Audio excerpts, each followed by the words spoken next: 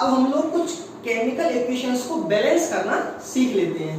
कुछ और एग्जांपल्स हैं जिससे कि आप लोगों को और अच्छी तरीके से प्रैक्टिस हो जाएगी कि केमिकल इक्वेशंस को कैसे बैलेंस किया जाता है। तो हमने उसके लिए दो क्वेश्चंस ले रखे हैं। पहला क्वेश्चन है हमारा N2 + H2 gives NH3। पहले हम लोग इसको बैलेंस करने की कोशिश करते हैं। तो देखिए स्टूडेंट्स, सबसे पहले हमें किसी भी केमिकल इक्वेशन को जब बैलेंस करना होता था तो सबसे पहले हम उसके नंबर ऑफ एटम्स काउंट करते थे। नाइट्रोजन के यहां पर नंबर ऑफ एटम्स है 2। राइट हैंड साइड में अगर देखा जाए, प्रोडक्ट की साइड में अगर देखा जाए तो नाइट्रोजन के यहां पर नंबर ऑफ एटम्स है 1। इसका मतलब नाइट्रोजन बैलेंस नहीं है। अब नाइट्रोजन को बैलेंस करने के लिए हमें राइट हैंड साइड पर 2 एटम्स चाहिए, क्योंकि यहां पर 2 है तो राइट हैंड साइड में भी 2 एटम्स चाहिए। तो हमें राइट हैंड साइड में 2 का मल्टीप्लाई करना पड़ेगा, जिससे कि नाइट्रोजन के एटम्स क्या हो जाएंगे, बैलेंस हो जाएंगे। चलिए तो यहां पर भी हम लोग मल्टीप्लाई कर लेते हैं 2 का। हिट एंड ट्रायल मेथड को हम लोग यूज कर रहे हैं। तो 2 एटम्स थे, अब नाइट्रोजन के यहां पर भी कितने एटम्स हो गए, 2 एटम्स हो चुके हैं। चलिए इस रिएक्शन को मैं नीचे रख लेता हूं, जिससे कि आपको और अच्छी तरीके से समझ में आ जाए ये वाली बात। N2 + H2 gives NH3, क्योंकि यहां पर 2 एटम्स हैं नाइट्रोजन के, तो यहां पर भी 2 एटम्स होने चाहिए नाइट्रोजन के, इसलिए यहां पर हमने 2 का मल्टीप्लाई कर लिया। स्टूडेंट्स, अब नाइट्रोजन इस रिएक्शन में बैलेंस हो गया है। अब हमें बैलेंस करना है हाइड्रोजन। हाइड्रोजन के यहां पर है आपके पास 2 एटम्स। अब इधर भी आपके पास कितने एटम्स हैं ये काउंट कर लेते हैं। इधर है आपके पास 2 × 3 6 एटम्स।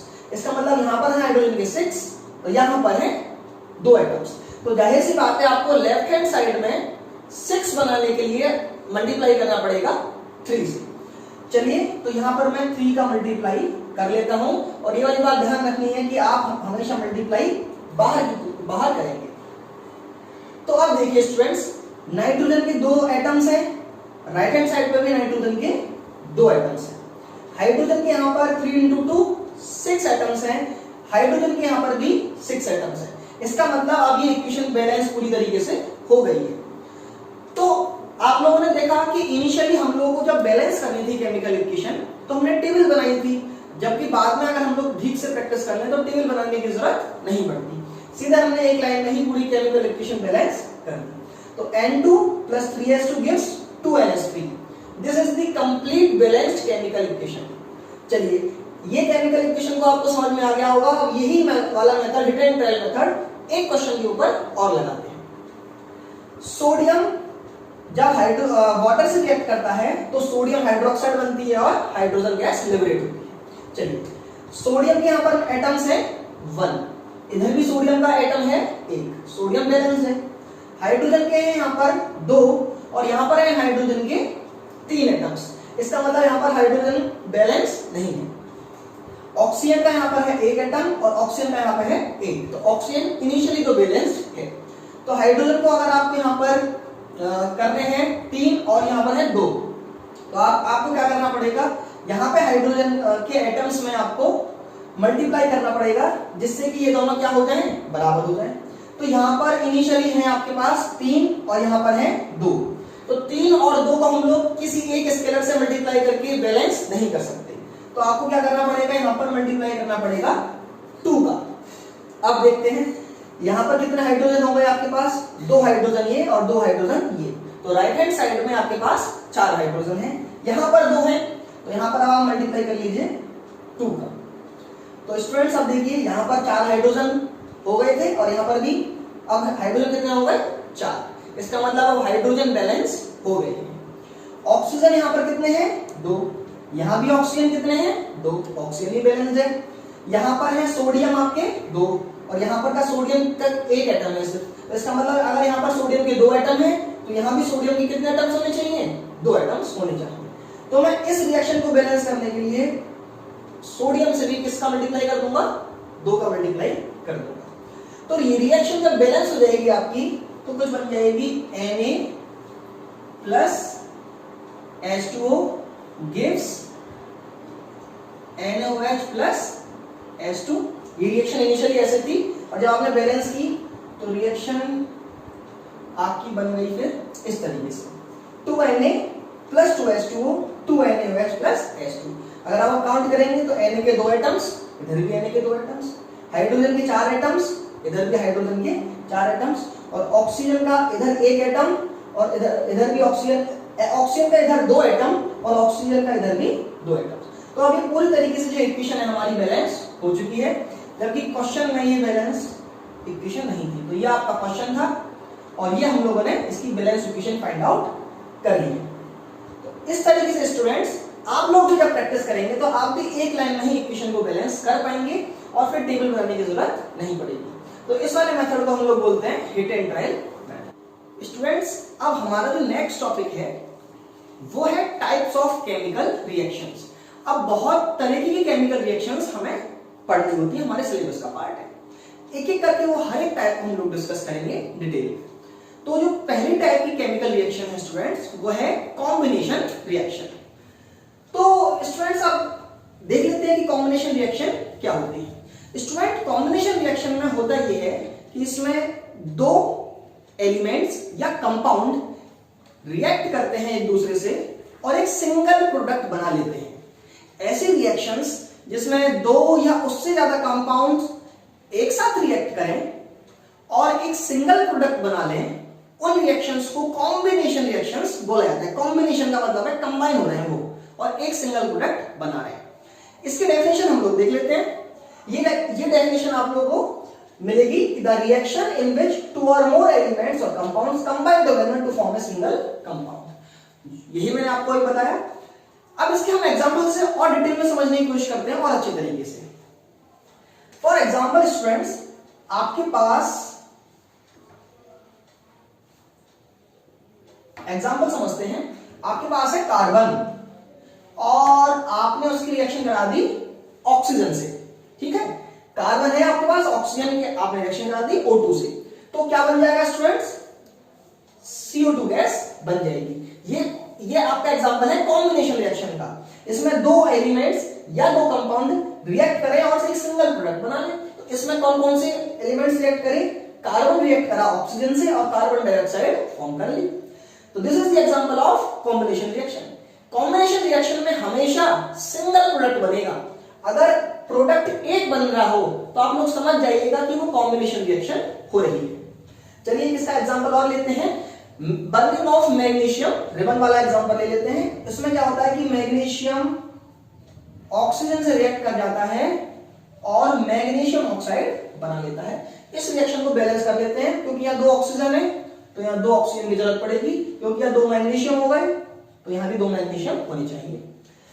तो स्टूडेंट्स मैग्नीशियम ऑक्सीजन से रिएक्ट करके मैग्नीशियम ऑक्साइड बना लेता है। ये भी एक एग्जांपल है कॉम्बिनेशन रिएक्शन का। इसमें भी आपका सिंगल प्रोडक्ट बनेगा। स्टूडेंट अब हम लोग एक और समझते हैं और वो है डिकम्पोजिशन रिएक्शन। ये कॉम्बिनेशन रिएक्शन हो गई। डिकम्पोजिशन रिएक्शन जो है वो कॉम्बिनेशन रिएक्शन का जस्ट रिवर्स है।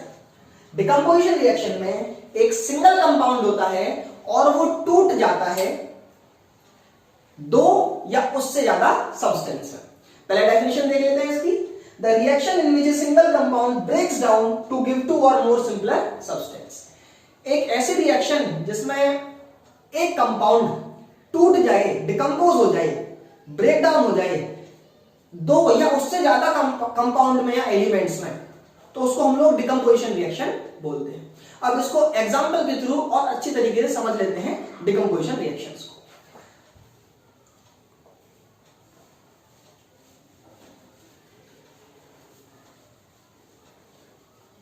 तो डिकम्पोजिशन रिएक्शंस के तीन कैटेगरीज में डिवाइड किया गया है डिकम्पोजिशन रिएक्शंस को। तो डिकम्पोजिशन रिएक्शंस के आपके तीन कैटेगरीज जो हैं हम एक एक करके आपको समझते हैं कि डिकम्पोजिशन रिएक्शन किस तरीके से उनको हम लोग डिकम्पोजिशन रिएक्शंस बोलते हैं। तो आपकी पहली कैटेगरी है, डिकम्पोजिशन रिएक्शन के ही सब टाइप है, ठीक है। तो डिकम्पोजिशन रिएक्शन की जो पहली कैटेगरी है वो है थर्मल डिकम्पोजिशन रिएक्शन। स्टूडेंट्स जैसे कि आप लोग जानते हैं थर्मल का हमेशा मीनिंग हीट से रहता है। थर्मल डिकम्पोजिशन रिएक्शन का मतलब है वो डिकम्पोजिशन रिएक्शन जो कि होगी जब हम उसे हीट प्रोवाइड करेंगे। The decomposition reaction due to heat is known as thermal decomposition reaction, ये इसका पहला टाइप है। एग्जांपल से समझने की कोशिश करते हैं। एग्जांपल ले लेते हैं हम लोग, जैसे कि आपके पास, चलिए लिख लेते हैं पहले हेडिंग इसकी, thermal decomposition reaction, thermal decomposition reaction, thermal decomposition reaction, thermal decomposition reaction. तो इसमें जो है एग्जांपल हम लोग देखते हैं, आपके पास है FeSO4 डॉट 7H2, आपके पास फेरस सल्फेट था और 7 मॉलिक्यूल्स के साथ वाटर के अटैच थे, water of crystallization, FeSO4 dot 7H2, आपने उसको हीट प्रोवाइड की, हीट दे दी तो हो जाएगा आपका FeSO4 प्लस 7H2O।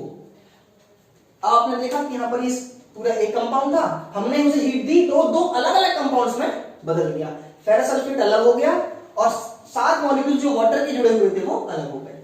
तो ऐसे रिएक्शंस को हम लोग बोलते हैं थर्मल डिकम्पोजिशन रिएक्शन। एक कंपाउंड का टूट जाना on giving heat is known as thermal decomposition reaction.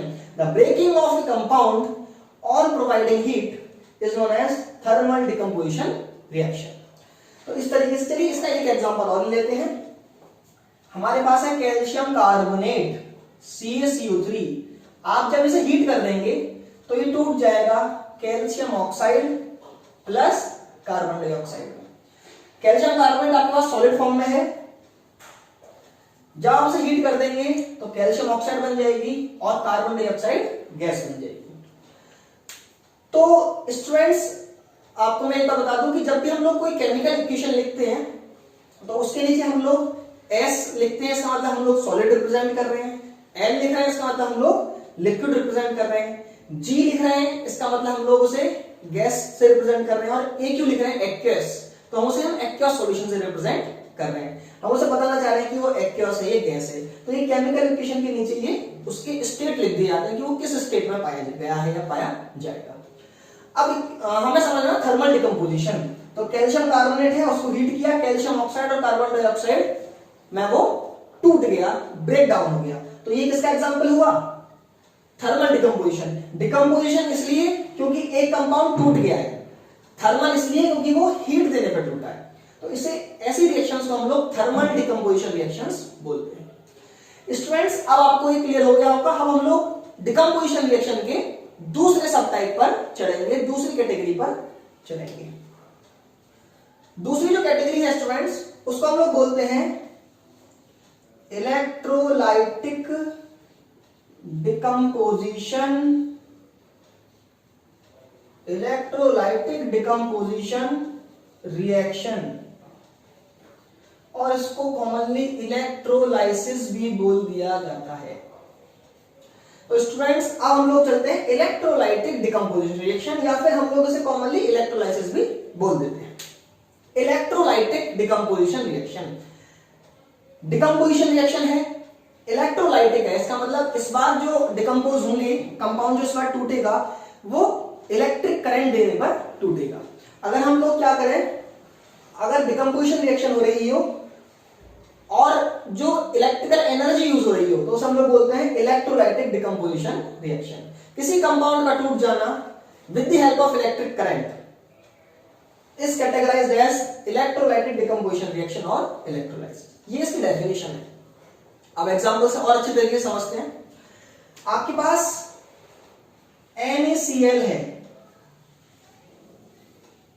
नमक, मॉल्टन स्टेट में मान लीजिए, क्योंकि अगर NaCl सॉलिड स्टेट में होगा तो ये फिर डिकम्पोज नहीं होता, मॉल्टन स्टेट में हो जाता है। तो NaCl है आपका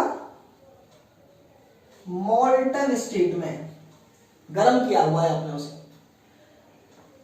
आपने उसके अंदर फिर इलेक्ट्रिक करंट पास कर दिया। NaCl है मॉल्टन स्टेट में, इलेक्ट्रिक करंट आपने पास कर दिया, तो Na और Cl डिकम्पोज हो जाएंगे अपने इंडिविजुअल आयंस में, Na प्लस और Cl माइनस बन जाएगा। NaCl है आपके पास, Na प्लस और Cl माइनस के आयंस बन जाते हैं।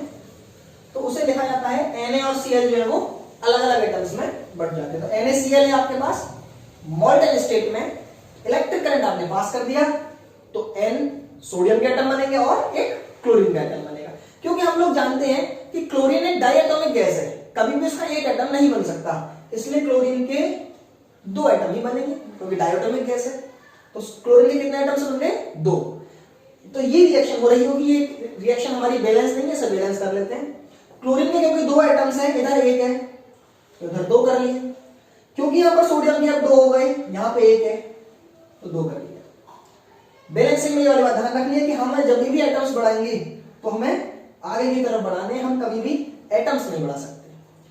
तो अब ये रिएक्शन पूरी हमारी हो गई। तो इस तरीके की रिएक्शन जिसमें डिकम्पोज तो हो कोई कंपाउंड लेकिन ऑन प्रोवाइडिंग इलेक्ट्रिक करंट हो, इलेक्ट्रिक एनर्जी की हेल्प से हो, तो उसको हम लोग इलेक्ट्रोलाइटिक डिकम्पोजिशन रिएक्शन बोलते हैं और इलेक्ट्रोलाइसिस भी बोल देते हैं। अब इसकी आखिरी सब टाइप जो है वो रह गया है, और आखिरी सब टाइप है इसका students photo decomposition reaction. Photo decomposition reaction, photo decomposition reaction. Students photo decomposition reaction जो है इसका आखिरी सब टाइप है, आखिरी कैटेगरी है डिकम्पोजिशन रिएक्शन की। अब देखिए ये भी डिकम्पोजिशन रिएक्शन है, इसमें आया वर्ड फोटो, फोटो का मतलब होता है लाइट से। तो इसमें जब भी इसमें भी डिकम्पोजिशन होता है लेकिन with the help of sunlight होता है, इसीलिए इसको हम लोग बोलते हैं फोटो डिकम्पोजिशन रिएक्शन। फोटो का मतलब सनलाइट से लिया जाता है, जैसे फोटोसिंथेसिस उसमें फोटो वर्ड आता है तो उसमें सनलाइट का भी हेल्प रहती है। इसी तरह से फोटो डिकम्पोजिशन रिएक्शन आप इसे ऐसे याद भी कर सकते हैं कि वर्ड अगर फोटो आ जाए तो उसका मतलब होता है सनलाइट से। थर्मल का मतलब हीट से, इलेक्ट्रोलाइटिक का मतलब इलेक्ट्रिक करंट से, फोटो का मतलब सनलाइट से। तो जो उनकी नेम है वो उनकी वर्किंग को सजेस्ट कर रहे हैं। तो फोटो डिकम्पोजिशन रिएक्शन को हम लोग कॉमनली फोटोलाइसिस ही बोल देते हैं। इसमें होता क्या है स्टूडेंट्स, इसमें भी डिकम्पोजिशन होता है with the help of sunlight. तो इसका एक एग्जांपल लेते हैं अच्छी तरीके से समझने के लिए। हमारे पास सिल्वर क्लोराइड है AgCl, सिल्वर क्लोराइड है हमारे पास AgCl। अगर हमारे पास AgCl है सिल्वर क्लोराइड, तो जब इस पर सनलाइट डाल दी जाती है, आप एक वॉच ग्लास लीजिए और उस पर सिल्वर क्लोराइड रख दीजिए, व्हाइटिश कलर होता है उसका, सिल्वर क्लोराइड रख दीजिए वॉच ग्लास पे और आप उसे धूप में रख दीजिए, सनलाइट में रख दीजिए। तो आप थोड़ी देर बाद ये देखेंगे कि जो सिल्वर क्लोराइड व्हाइट कलर की होती है उसका कलर डल हो जाएगा, ग्रे कलर हो जाएगा उसका, हल्का हल्का ग्रेइश कलर हो जाएगा, डल हो जाएगी वो। तो ऐसा क्यों होता है? तो उसी का रीजन होता है हमारा फोटो डिकम्पोजिशन रिएक्शन। AgCl है हमारे पास, सिल्वर क्लोराइड व्हाइट कलर की होती है, सनलाइट की प्रेजेंस में वो डिकम्पोज हो जाती है, सिल्वर क्लोराइड टूट जाता है, टूटता है वो आपका सिल्वर में और क्लोरीन में। तो सिल्वर का तो Ag रहेगा क्योंकि क्लोरीन एक डायटोमिक गैस है तो वो Cl2 रहती है। ठीक है, इक्वेशन बैलेंस करते हैं, 2 एटम्स 2 एटम्स 2 एटम्स 2 एटम्स। चलिए तो 2AgCl in presence of sunlight 2Ag और क्लोरीन में चेंज हो जाता है। ये क्वेश्चंस बोर्ड में भी पूछा गया है स्टूडेंट्स कि जब हम लोग सिल्वर क्लोराइड को सनलाइट में रख देते हैं, धूप में रख देते हैं, तो उसका कलर डल क्यों हो जाता है? तो उसका रीजन ये है कि जब हम लोग सिल्वर क्लोराइड को सनलाइट में रख देते हैं तो फोटो डिकम्पोजिशन रिएक्शन हो जाती है। तो ये होता है व्हाइट कलर का, और ये जो 2Ag है सिल्वर, ये होती है डल कलर की, ग्रेइश कलर की। इसीलिए जो है ये जो है वो फोटो डिकम्पोजिशन रिएक्शन की वजह से ये वाला प्रोसेस होता है। तो इस तरीके से हमने 3 रिएक्शंस 3 कैटेगरीज में डिवाइड कर दिए हैं डिकम्पोजिशन रिएक्शन को पूरी तरीके